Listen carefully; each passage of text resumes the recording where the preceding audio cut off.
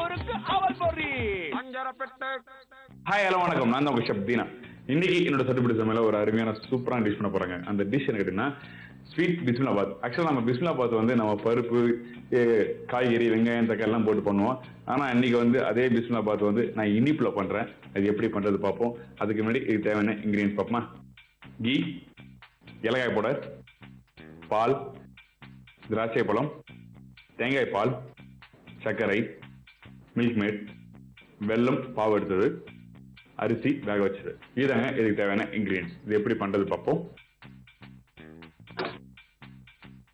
First வந்து நம்ம stove on பண்ணி மேல பேன் வச்சிருக்கோம். இப்போ இதுக்கு தேவையான அளவுக்கு நம்ம கீ போடுறோம். ஆக்சுவலா நம்ம அந்த பாத் பண்றோம்னா, பிஸ்மிலா பாத் பண்றோம்னா நம்ம ஒரு கரண்டில எடுக்கும்போது ஓட்டக்கூடாது. அதான் பிஸ்மிலா பாத் சொல்லுவாங்க. அது இல்லாம தால்லாம் போடுவாங்க ரைஸ்ல.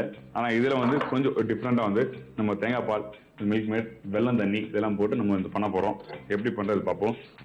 பாருங்க, இது பச்சை அரிசி. புழுங்கல் அரிசியில பண்ணக்கூடாது. புழுங்கல் அரிசியில போனா ரைஸ் வந்து தனித்தனியாக வரும். ஆனா பச்சை அரிசியில வந்து நான் பண்ணியிருக்கேன்.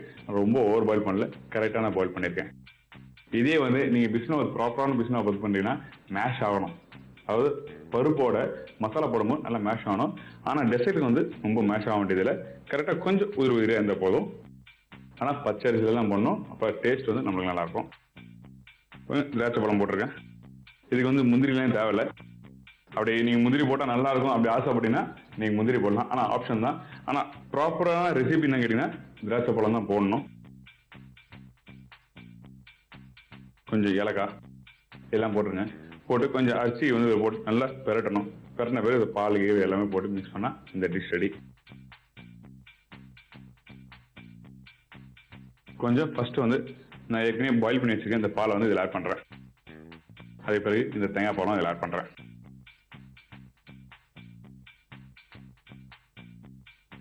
ஏன்னா ரெகுலர் மில்க் வந்து நல்லா இந்த சட்டுப்புட்டு வந்து டைம் எடுக்கும். அதனால வந்து நான் ரெகுலர் மில்க் வந்து நல்லா பாயில் பண்ணி திக்கா வச்சிருக்கேன். அதையும் வந்து ஆட் பண்ணியிருக்கேன். தேங்காய் பால் வந்து நான் இதில் ஆட் பண்ணியிருக்கேன். அதெல்லாம் வந்து கொஞ்சம் இந்த மில்க் மேட் வந்து இதில் ஆட் பண்றேன். தேங்காய் பால் வந்து அதிகமா இருக்கணும், ரெகுலர் மில்க் வந்து கம்மியா இருக்கணும். பாருங்க, இப்போ ஒரு பாயில் வந்தனே நம்ம வந்து இந்த தேங்காய் பால் போட்ட பிறகு ரொம்ப நாள் கொதிக்க விடாதீங்க. ஓகே, அதனால வந்து ரொம்ப நாள் கொதிக்க விட்டீங்கன்னா பிரிஞ்சு போறதுக்கு நிறைய சான்ஸ் இருக்கு. அதனால வந்து நம்ம வந்து ஓரளவுக்கு ஒரு கொதி வர டைம்ல வந்து வெல்லம் தண்ணியை போட்டு நம்ம இதை போட்டு ஃபினிஷ் பண்ணா ரெடி. ரொம்ப ஒரு ஈஸியான ரெசிபிங்க. இதெல்லாம் நம்ம ரெகுலராக வீட்டில் செய்கிற மாதிரி தான் இருக்கும். ஆனால் கொஞ்சம் வந்து மெத்தட் வந்து நம்ம மாற்றம் வரும். இது ஃபர்ஸ்ட் போடணும், இது லாஸ்ட்ல போடணும், இது வந்து முன்னாடி போட்டு இது இப்படி டாஸ் பண்ணால் தான் இந்த டிஷ்ஷை ஃபினிஷ் பண்ண முடியும். அப்படிலாம் ஒரு ரெசிபி இருக்கு, ஃபாலோ பண்ணணும். இப்படி தான். இப்போ என்கிட்ட இருக்க இந்த ரைஸை வந்து பச்சை அரிசியை வந்து இதில் ஆட் பண்றேன்.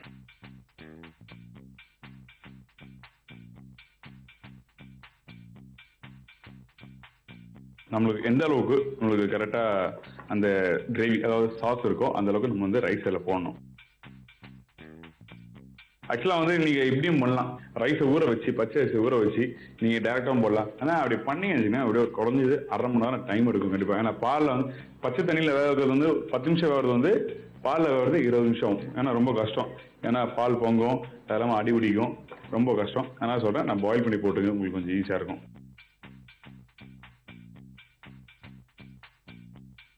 இதுல வந்து இந்த பாவு பாருங்க, வெல்லம் கரெக்டா பாவு எடுத்து வச்சிருக்கேன். நம்ம நிறைய பேர் பாவு எடுக்க தெரியாது. நம்ம கரெக்டான அளவு தண்ணி ஊற்றி அந்த வெள்ளத்தை வந்து பாவு வச்சு நம்ம எடுத்தா கரெக்டா நல்லா இருக்கும். இல்லைன்னு வச்சுங்க, நீங்க பாவு எடுத்த உடனே வந்து அந்த வெள்ளம் தண்ணியை வந்து அப்படியே திக்காயிடும், அப்படியே களி மாதிரி ஆயிடும்.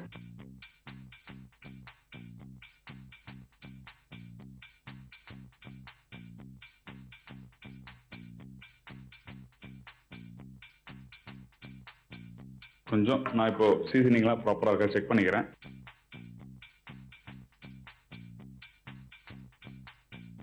இன்னும் கொஞ்சம் லைட்டா இந்த மில்க் மேட் போடுறேன்.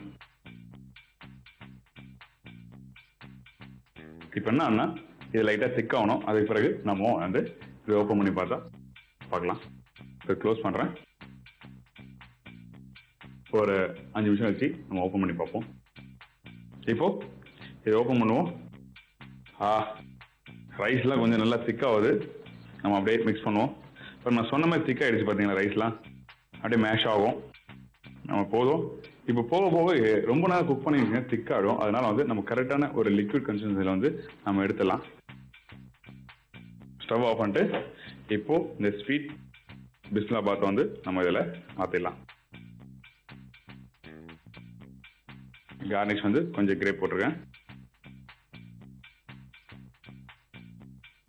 இதாங்க நம்ம ஸ்வீட் பிஸ்மில்லாபாத். நல்ல ஒரு ஈஸியான ரெசிபி சொல்லி கொடுத்துருக்கேன். நீங்கள் கண்டிப்பாக வீட்டில் ட்ரை பண்ணுங்கள். இதெல்லாம் உங்களுக்கு நீங்கள் ரெகுலராக செய்கிற டெசர்ட்டோட இந்த மாதிரி டெசர்ட்லாம் நீங்கள் ரெடி பண்ணிங்கன்னா வீட்டில் கண்டிப்பாக விரும்பி சொல்கிறாங்க.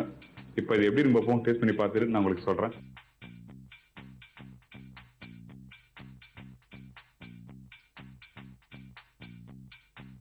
சான்ஸே இல்லைங்க, சூப்பராக வந்திருக்கு. முக்கியமாக வந்து அந்த ப்ராப்பராக கரெக்டான டேஸ்ட், இனிப்பு கரெக்டாக வந்திருக்கு, நல்லா வந்திருக்கு.